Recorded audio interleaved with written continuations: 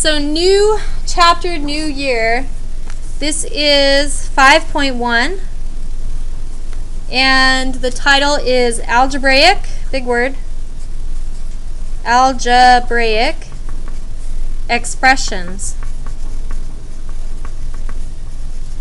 Make sure you guys put your name. Today's the 10th, and this is third period.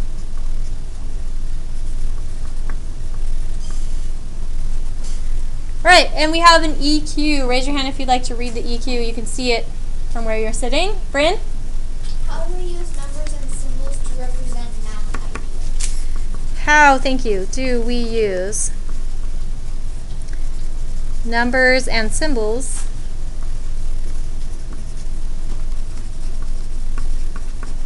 was it to represent?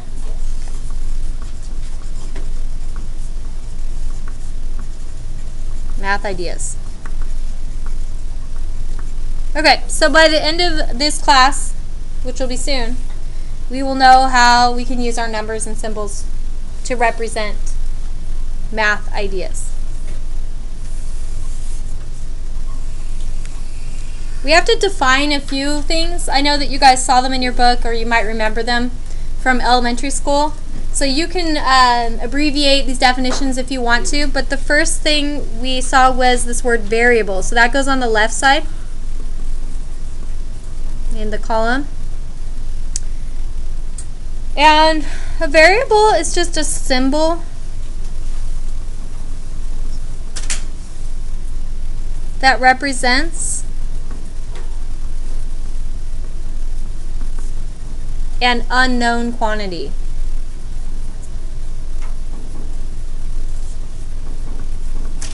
I'm going to underline unknown.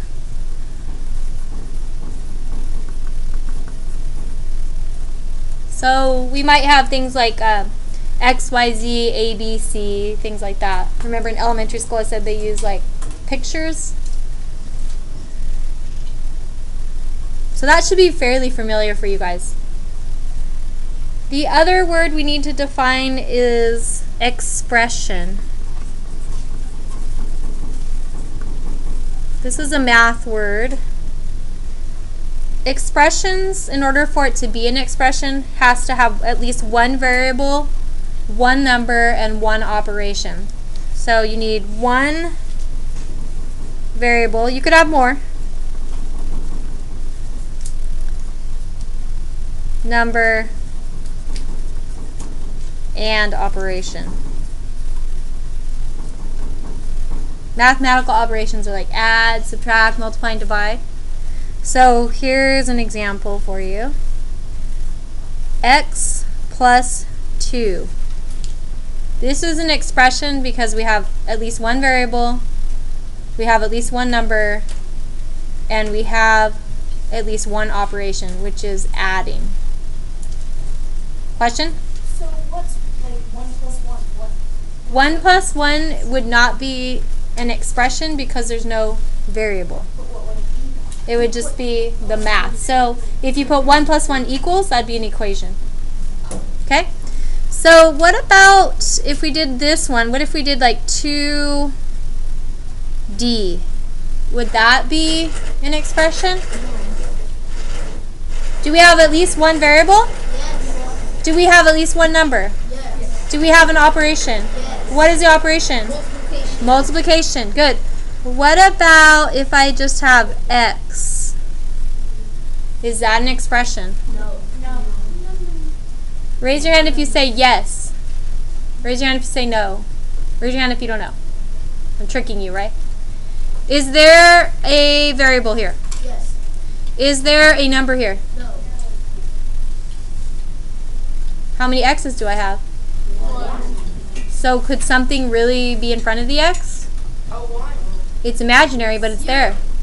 A 1 could be in front of the X, and it could be multiplying the X, correct? Oh, that was tricky. That was mean. So it is an expression. It's an imaginary 1. Okay? But I can't see it. You can't see it, but it's there. You'll see it again soon. It's going to come back to haunt you. Alright, do you guys remember coefficient? That word we just talked about? Yes. Okay, let's write that down. Coefficient. This one right here, I'll underline it twice because people forget about it, but it's really easy. It's the number, that's the number sign, right? In front of the variable. It's almost always in front, although I notice sometimes this book has it not in front. So just move it to the front if it's not. Like 2x. I'm underlining 2. That's the coefficient. 4y. 4 is the coefficient. 3x squared. 3 is the coefficient.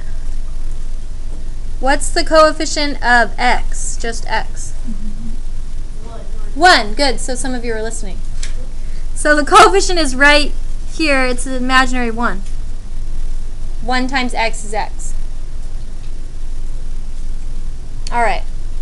Do you guys remember when we did evaluating last semester? We did a little bit with order of operations stuff. So evaluating, we did something like, I'll give you a simple one. Let's do 2 times x plus 3 in parentheses if x equals -4. What do I do with the -4?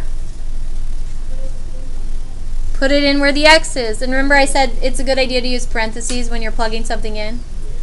So we could do 2. A lot of you won't do an extra parenthesis because you already have parenthesis here though, right?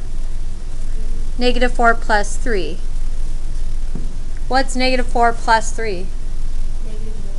-1. Good. So this is -1. And we have to multiply by 2, so our answer is, what is it? -2. So do you guys remember evaluating now? It's like you're given a variable and you have to plug a number into it. We're not going to spend a lot of time on that. I will give you one more just for fun though, because we're going to do some of this in your book. So we'll call this one up here example 1 and then we'll do example 2. Alright, let me move it up for you guys. Example 2, let's say you're given 4y cubed. When there's a 3 we say cubed, okay? Plus 2 if y equals 3. So now we take the 4. This is where I would definitely use parentheses here, especially when you're dealing with positive and negative integers. It can get confusing. You put the 3 in the parenthesis for y. Still put the cubed up there. Plus 2. Now, order of operations says I do what first here? Which is an exponent, isn't it? Okay, so what's 3 cubed? You just did this a little while ago. 27. Good, so 4 times 27 plus 2. So we multiply first, right? You remember this? Hopefully. Okay, so 4 times 27 is like 108, I believe. Yeah, that sounds good. Plus 2, so the answer is 110. Okay. So we're not changing the math like too much. We're not making it too difficult. It's just we're going to use what we learned in semester 1 and apply it to the algebra now. Any questions? Okay, I'm going to give you a you try and then we'll switch to the book. So here's your you try. Just one. Let's see how good you are at this. Alright, let's do x minus y squared if x equals -5 and y equals 8. See if you can solve that. You can use parentheses to help you out. I made it a little tricky by putting some negatives there. And then just raise your hand, but don't say the answer.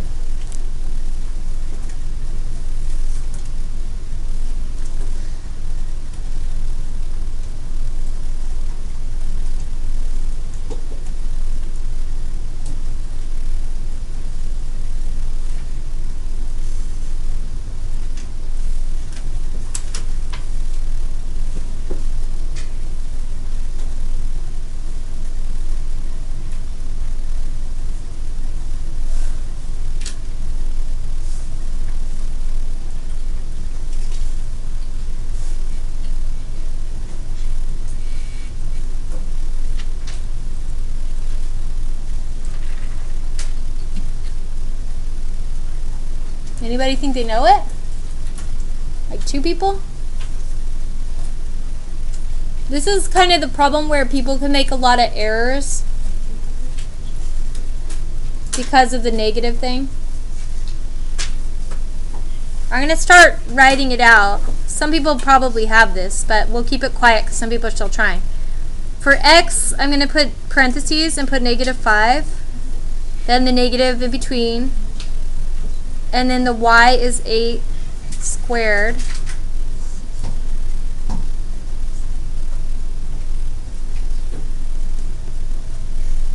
If you don't want to know the answer, don't look up here. But if you already have it, you want to check. Make sure you have negative. A lot of people forget the negative. Who got it right? Good.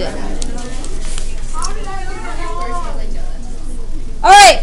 I'm still recording, but we're going to turn to the book now. I got it wrong. You did? Yeah. You can check and see what you did wrong. Oh, you did a lot wrong. Okay, go to page 391, right? Is that where we're at? No, not 391. 350. I think I wrote down the wrong pages on the board, so ignore the board. 353 is where we want to be. I wrote down the wrong numbers on the board, so I'll write the right ones here. So go to page, I think I wrote it down wrong, 353. And it goes to 355. We're going to look at number 1 through 12. And then on the next page, 13 to 15. And then the next page, 22 to 26. Okay? So just go to 353 real quick. We're not going to do all of them. We're going to kind of jump around because of time. Well, we might get through all of them. We'll see. But for sure, we're going to do 1 through 12 on 353. So you guys there? This is 353, right? Okay. All right. So go ahead and you can have your book out and you can write down what I write down, but I want to help you guys out. I'm going to do some and then you try. We'll go back and forth. Okay, so you notice all of these numbers at the top. Do you guys see them? I'm circling them because it helps me see them better. So you can do that too if you want. You guys see them? Alright, so we have 2. D is what? 8. So we're going to keep the parentheses and do 8 plus 9. This is an easy one, right? What's 8 plus 9? 17. So 2 times 17 is 34. Really easy. Don't even need a calculator. I mean, calculator might make it a little easier, but these are easy problems. Alright, number 2. We just said D was 8.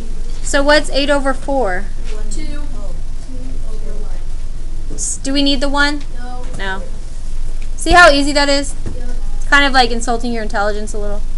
Alright, now we have EF. What does EF mean? 3 times 4. Good, it means times. So when the 2 letters are together, it means times. So E is 3. I'm going to use parentheses here. F is 4. And we divide by 4. So what's 3 times 4? Not a trick question. And we divide by 4, so that is 3. Okay. Is anybody a little bit bored with how easy this is? Yes. Okay, trust me, it's not going to stay this easy. Alright, number 4. 4, this literally means 4 times F, right? So F is 4 plus 8. So what's 4 times 4? 16. Good. Everybody should be writing this down. I will check your books soon. What's 16 plus 8? 24. Alright. I'm going to stop there and let you guys go on. So you are going to do 5 through 9 right now. If you want to keep going, go ahead, but I'm going to go over these ones before we move on. Okay? So you try 5 through 9.